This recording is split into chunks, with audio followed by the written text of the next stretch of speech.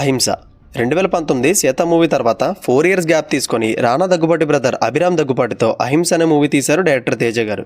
And after watching this movie నా experience చెప్పాలంటే, ఏదైనా కొత్త మూవీ చూస్తున్నప్పుడు కొన్నిసార్లు అనిపిస్తుంది థియేటర్లోంచి బయటకు వెళ్ళిపోదామని. అలా అనిపించిన వన్ ఆఫ్ ద మూవీస్లో ఈ అహింస ఒకటి. సో నాకైతే అస్సలు నచ్చలేదు.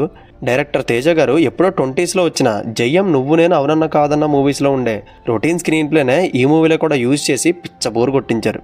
టు బీ ఫ్రాంక్, ట్రైలర్ చూసినప్పుడు అనుకున్నాను థియేటర్లో దొరికేస్తామని, అండ్ అనుకున్నది అయ్యింది. అండ్ స్టోరీలో కానీ స్క్రీన్ ప్లేలో కానీ ఎటువంటి కొత్త ఎక్స్పీరియన్స్ ఏమి ఇవ్వకుండా కేవలం అభిరామ్ని హీరోగా ఎలాగైనా ఇంట్రొడ్యూస్ చేయాలని మాత్రమే అచీవ్మెంట్గా పెట్టుకొని మిగతాదంతా గాలికి వదిలేశారు తేజ గారు. అండ్ ముందుగా కథ విషయానికి వస్తే, అహింసను బ్లైండ్గా ఫాలో అవుతూ చీమకు కూడా హాని చేయని రఘు తన మరదల అహల్యతో డీప్ లవ్లో ఉంటాడు. కట్ చేస్తే బిజినెస్ మ్యాన్ దుష్యంత్ వలన వీరిద్దరు లైఫ్ యూటర్న్ తీసుకుంటుంది. సో ఇప్పుడు రఘు తన ఫాలో అయ్యే అహింసను వదిలి హింసలోకి దిగి తన ముందుండే డూ ఆర్ డే సిచ్యువేషన్ ఎలా ఫేస్ చేశాడు అనేది rest of the story. And coming to the point, జయం మౌనన్న కాదన్న నువ్వు నేను ఈ మూవీస్ అన్నింటిలోని మేజర్గా ఒకే పాయింట్తో మూవీ రివాల్వ్ అవుతుంది.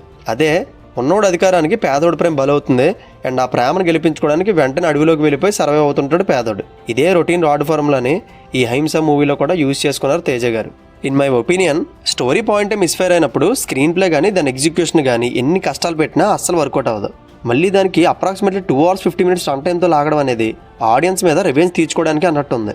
అండ్ ఇది కంప్లీట్లీ డైరెక్టర్స్ ఫాల్ట్ అని చెప్పాలి. And finally coming to the pros and cons, debut hero Abhiram's performance just okay అనిపించింది. అండ్ ఇన్నోసెంట్ రోల్కి తన ఫేస్ బాగానే యాప్ట్ అయింది. మరి ఫర్దర్గా జోనర్ మారిస్తే ఎలా చేస్తాడు అనేది ఫ్యూచర్లో చూడాలి. అండ్ హీరోతో పాటు మ్యాక్సిమం అందరూ న్యూ కామర్స్ని తీసుకున్నారు. అండ్ వాళ్ళందరి దగ్గర నుంచి పెర్ఫార్మెన్స్ని మూవీకి తగ్గట్టు బాగానే మౌల్డ్ చేశారు తేజ గారు. అండ్ ఆర్పి పట్నాయక్ గారి సాంగ్స్ బాగానే ఉన్నాయి, కానీ ఈ మూవీకి 5 songs అవసరం లేదనిపించింది. అండ్ సినిమాటోగ్రఫీ ఒక్కటే నాకు బాగా నచ్చింది. అండ్ ప్రొడక్షన్ వాల్యూస్ కూడా డీసెంట్గా ఉన్నాయి. అండ్ ఇంకా నెగిటివ్స్ అయితే, entertainment side total 0. And story routine అవడం వల్ల అందులో ఉండి ఇంటెన్స్ ఎమోషన్ అస్సలు కనిపించలేదు. And run time and editing మూవీకి మేజర్ మైనస్ అని చెప్పాలి.